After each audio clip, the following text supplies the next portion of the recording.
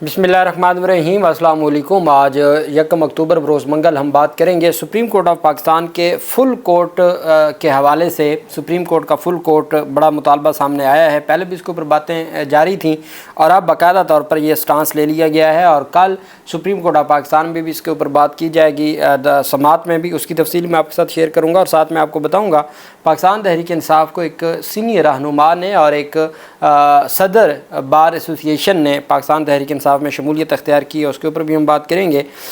सबसे पहले मैं आपको बताता चलूँ कि पाकिस्तान तहरीक इंसाफ के जो सीनियर रहनुमा हैं एजाज़ चौधरी सेनेटर हैं, सिटिंग सेनेटर हैं, उनकी जानिब से दरख्वास्त ज़मानत दायर की गई थी लाहौर हाई कोर्ट में। लाहौर हाई कोर्ट ने जिन्ना हाउस के करीब पुलिस की गाड़ियाँ जलाने के मुकदमे में एजाज़ चौधरी की दरख्वास्त ज़मानत पर समात मुलतवी कर दी। लाहौर हाई कोर्ट के जस्टिस सैयद शहबाज अली रिजवी की सरबराही में 2 रुकनी बेंच ने एजाज़ चौधरी की दरख्वास्तों पर समात की।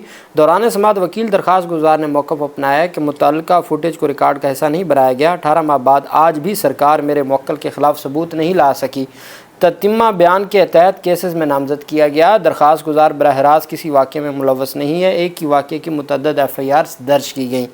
बाद अदालत आलिया ने जिन्ना हाउस के करीब पुलिस की गाड़ियाँ जलाने के मुकदमा में PTI रहनुमा एजाज़ चौधरी की दरख्वास्त ज़मानत पर फ्रीकैन के वकला से दलाइल जारी रखने का हुक्म देते हुए समात 3 अक्टूबर परसों तक मुलतवी कर दी। एजाज़ चौधरी ने पुलिस की गाड़ियाँ जलाने के मुकदमे में ज़मानत के लिए लाहौर हाई कोर्ट से रजू किया है। दहशतगर्दी अदालत ने PTI रहनुमा की दरख्वास्त ज़मानत खारिज कर दी थी।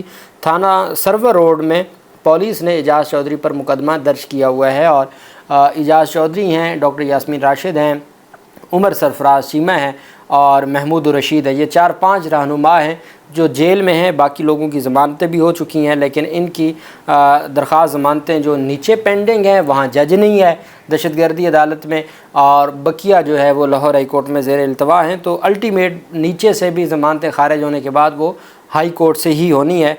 लेकिन असल पाकिस्तान तहरीक इंसाफ के लोगों की ये कोशिश है कि हर सूरत जल्द अज जल्द उनकी जो ज़मानतें हैं उनके ऊपर समात हो सके। दूसरी तरफ जो एक अहम पेशरफ सामने आई है, पाकिस्तान तहरीक इंसाफ का कल 2 अक्टूबर को मियांवाली में, बहावलपुर और फैसलाबाद 3 शहरों में एहतजाज का ऐलान किया गया था 2 अक्टूबर को। अब उसमें ये पेशरफ सामने आई कि मियांवाली में 1 हफ़्ते के लिए लगा दिया गया है दफ़ा 144, जबकि बाकी जो अज़ला हैं फैसलाबाद और बहावलपुर में 2 दिन के लिए दफ़ा 144 नाफिज कर दिया गया है और सैकड़ों कारकुनान को गिरफ़्तार किया गया है मुख्तलिफ़ शहरों से। अभी कुछ देर पहले की खबर है कि झंग जो फैसलाबाद से करीब लगता है, झंग और टोबर टेक सिंह है, उन अज़ला में भी दफ़ा 144 नाफिज कर दिया है। महकमा दाखिला पंजाब की जानिब से जारी अलहदा नोटिफिकेशन में कहा गया कि अमन व अमान के क़याम, इंसानी जानों और अमलाक के तहफ़्फ़ुज़ के लिए दफ़ा 144 नाफिज की गई है। पाबंदी का इतलाक़ इन अज़ला में होगा। दहशतगर्दी के ख़तरात के पेश नज़र किया गया है। मज़ीद कहा गया कि सिक्योरिटी ख़तरात के पेश नज़र कोई भी अवामी इज्तिमा दहशतगर्दों के लिए सॉफ्ट टारगेट हो सकता है। फैसलाबाद और बहावलपुर के लिए जारी नोटिफिकेशन में कहा गया कि 2 दिन तक हर किस्म की सियासी असम्बलियाँ, इज्तिमात, धरने, जलसे, मुज़ाहरे, जलसे, एहतजाज और इस तरह की दीगर सरगर्मियों पर पाबंदी आयद होगी। और महकमा दाखिला पंजाब की जानिब से जारी किए गए नोटिफिकेशन में कहा गया कि मियांवाली में पाबंदी का इतलाक़ मंगल यानी आज 1 अक्टूबर से सोमवार 7 अक्टूबर तक होगा। इसी तरह ज़िला इंतज़ामिया की सिफारिश पर मियांवाली में रेंजर्स की तैनाती का भी फ़ैसला किया गया है। मियांवाली में रेंजर्स की 2 कंपनियाँ 1 से 3 अक्टूबर तक तैनात होंगी। आवाम की आगाही के लिए दफ़ा 144 के नफाज की बड़े पैमाने पर तशहीर की भी हदायत की गई है और ये इमरान खान की जानिब से ऐलान किए गए। और इमरान खान जिन शहरों में ऐलान करते हैं कि वहाँ एहतजाज होगा, हुकूमत पहले ही ख़ुद ही उन शहरों को बंद कर देती है। जो 4 अक्टूबर के हवाले से इमरान खान ने ऐलान किया है जुम्मा के रोज़ D चौक का, उस हवाले से अभी मुझे दोस्त बता रहे थे इस्लामाबाद से, हमारे जो रिपोर्टर्स हैं, कि आज से इस्लामाबाद के दाखिली दरवाज़ों पर जो दाखिली हैं दरवाज़े नहीं, रास्ते, दाखिली रास्तों पर कंटेनर्स पहुंचा दिए गए हैं। मियांवाली में भी यही बताया जा रहा है कि वहाँ भी कंटेनर्स पहुंचा दिए गए हैं। और 4 अक्टूबर को जो इमरान खान ने 4 अक्टूबर के एहतजाज का कहा है, चूँकि एक तरफ बिलावल ज़रदारी अब तो ना वो वकीलों की कोई वो कुछ समझता है, वो कहता है जो आईनी अदालत के ख़िलाफ़ है वो ना वकील है ना वो सियासतदान है और शायद वो उसको इंसान भी ना समझे, और वो अपने माजी के बचपन के दुख बयान करता है कि मेरे साथ ये हुआ और वो सारी चीज़ें। اب تل گیا ہے پورا نظام۔ ایک طرف آپ نے دیکھا کہ کس طریقے سے آرٹیکل 63A کی جو ایک بندش تھی وہ گھنٹوں میں ختم ہونے کی کوشش کی جا رہی ہے، روزانہ کی بنیادوں پر سماعت جاری ہے، اور وہ اسی ویک میں الٹیمیٹ آج آپ نے دیکھا ون سائیڈڈ سارا کچھ تھا، اور اس میں یہ سارا معاملہ ہو جائے گا۔ دوسری طرف پاکستان تحریک انصاف کے جو ممبران اسمبلی ہیں، 2-3 کی تو پہلے ہی خبریں تھیں کہ وہ اکسائی وال سے بھی خبریں آ رہی ہیں، اور باقی بھی کہ وہ پاکستان تحریک انصاف کے ممبران ان کے پاس ہیں یا وہ منحرف ہو چکے ہیں۔ اتنا زیادہ پریشر ہے، اور اس کے باوجود پاکستان تحریک انصاف کے یہ جو منحرف لوگ ہیں، اگر وہ اس کے باوجود کرتے ہیں تو پاکستان تحریک انصاف کے پاس سوائے احتجاج کے اور کوئی حل نہیں ہے۔ پاکستان تحریک انصاف نے 4 اکتوبر کے لیے ڈی چوک احتجاج کا اعلان کیا ہے، اور آج علی امین گنڈا پور کی 1.5 گھنٹے عمران خان سے ملاقات ہوئی ہے، اور یہ گیٹ نمبر 5 سے جیل کے اندر روانہ ہوئے تھے۔ عمران خان کی بہن علیمہ خان، جمشید برکی، سلمان اکرم راجہ، شیخ محمد سلمان ایڈوکیٹ اڈیالہ جیل پہنچے۔ علی امین گنڈا پور نے عمران خان سے ملاقات کی۔ دونوں رہنماؤں کی ملاقات کانفرنس روم میں کروائی گئی، جو 1.25 گھنٹے تک جاری رہی۔ ذرائع کے مطابق ملاقات میں ملکی پارٹی سیاسی صورتحال پر بات چیت کی گئی۔ ملاقات میں 28 ستمبر کے راولپنڈی احتجاج پر بھی بات چیت کی گئی، جبکہ 4 اکتوبر کو اسلام آباد ڈی چوک احتجاج کے بارے میں بھی مشاورت کی گئی ہے۔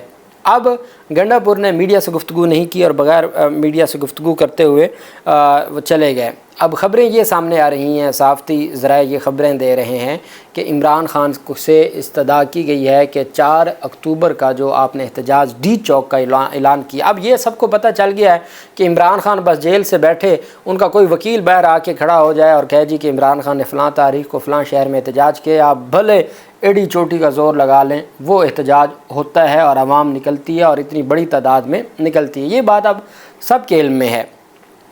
اب وہ چاہتے یہ ہیں کہ اب ایک طرف بلاول زرداری ایکٹیو ہیں، مسلم لیگ نون آپ کو کہیں نظر نہیں آئے گی، بلاول زرداری ایکٹیو ہیں۔ یہی خبریں آتی ہیں کہ جی بلاول زرداری ہی کو اگلا وزیر اعظم جو یہ فارم 47 والا ہے شہباز شریف کو کے ساتھ شہباز شریف کو ہٹا دیا جائے گا اور بلاول کو لے آئیں گے۔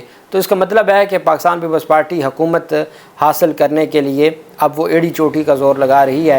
صبح و شام دن میں 10 دفعہ بلاول زرداری آئینی عدالت، اس کو خود نہیں پتہ آئینی عدالت کیا ہوتی ہے، لیکن وہ لگا ہوا ہے۔ وہ جو اس وقت کے حالات تھے جب پی سی او کے تحت عدالتیں بنی ہوئی تھیں 2005-6 میں، اس وقت کوئی میثاق جمہوریت میں آئینی عدالت کا لکھا گیا تھا، اس وقت کے سرکمسٹانسز کچھ اور تھے، آج کے حالات کچھ اور ہیں۔ آپ نے 1997 میں دونوں جماعتوں نے مل کے آرٹیکل 63A لائے تاکہ جو منحرف ہو کے حکومتیں نہ گر سکیں۔ آپ نے 2010 میں 18ویں ترمیم میں دوبارہ اس شک کو بحال کیا۔ آج آپ اسی شک کے خلاف عدالت میں کھڑے ہیں، اور آپ چاہتے ہیں جی کہ وہ جو منحرف ہونے والا راستہ ہے وہ کھل جائے، تاکہ آپ لوگ ووٹ توڑ کے آپ اس طریقے سے ترامیم کروائیں یا اپنے فوائد کریں۔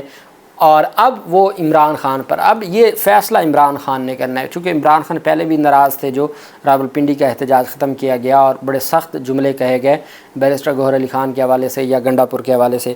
اب دیکھنا یہ ہے کہ پاکستان تحریک انصاف ان تمام چیزوں کو، اور عمران خان، چونکہ یہ وقت یہی ہے، اگر یہ وقت گزر گیا تو پھر اس کے بعد میں سمجھتا ہوں کہ پھر چیزیں بہت دور نکل جائیں گی، اور پھر چیزوں کو بڑا وقت لگے گا بہتر کرنے میں۔ تو یہی وقت ہے، اگر پاکستان تحریک انصاف، چونکہ ایک طرف خاموشی ہے ہماری جو سپریم کورٹ آف پاکستان میں، تو اب یہ فیصلہ عوام نے کرنا ہے، چونکہ الٹیمیٹ نقصان اگر ہم بات کرتے ہیں اجتماعی طور پر تو عوام پاکستان، انفرادی طور پر تو عمران خان اور ان کے ساتھی ہیں۔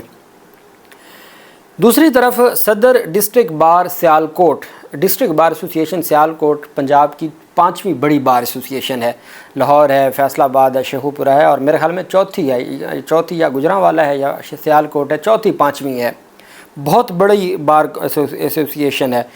اس میں پاکستان مسلم لیگ نون کے وہ رہنما تھے، اور وہ موجودہ سٹنگ صدر ہیں سیالکوٹ بار ایسوسی ایشن کے سہیل اقبال نے پاکستان مسلم لیگ نون چھوڑ کے آج پاکستان تحریک انصاف میں شمولیت اختیار کی ہے۔ Chairman P T I barrister Gohar اور شیخ وقاص اکرم سے ملاقات کی ہے، اور عدلیہ تحریک میں متحرک کردار ادا کرنے کا اعلان کیا ہے۔ اب یہ جو سلسلہ شروع ہو گیا ہے، اب لوگوں کو یہ لگتا ہے کہ عدلیہ کی آزادی کے لیے، آئین پاکستان کے تحفظ کے لیے اب یہ جو اس طرح کے چہرے پاکستان تحریک انصاف میں شامل ہو رہے ہیں، یہ وہ ہیں جیسے آپ نے دیکھا سلمان اکرم راجہ صاحب جیسے لوگ ہیں، منیر ملک صاحب ہیں، فیصل صدیقی ہیں، اب وہ سارے اب دیکھیں نا جو اس لیول کے وکیل ہیں وہ ان کی جانب سے جب ملک میں جمہوریت ہو اور جن ممالک میں جمہوریت ہو اور جن ممالک میں سویلائزیشن ہو تو وہاں ایسے خط لکھ دیں اس لیول کے وکیل تو حکومتیں ہل جاتی ہیں، لیکن بدقسمتی ہے یہاں تو کوئی ٹس سے مس نہیں ہوتا۔ لیکن ان کی الٹیمیٹ جو ان کے اندر جو سمپتیز ہیں وہ پاکستان تحریک انصاف کے لیے، پاکستان تحریک انصاف پہلے صرف عوامی تھی، ساتھ اب انٹلیکچوئلز بھی ساتھ شامل ہو رہے ہیں، اور یہی وجہ ہے کہ یہ مضبوط ہوتی جا رہی ہے۔ باقی یہ حالات تو مشرف کا دور بھی تو گزر ہی گیا تھا نا، کتنا عرصہ چلتا ہے، گزر جاتا ہے، چیزیں گزر جاتی ہیں۔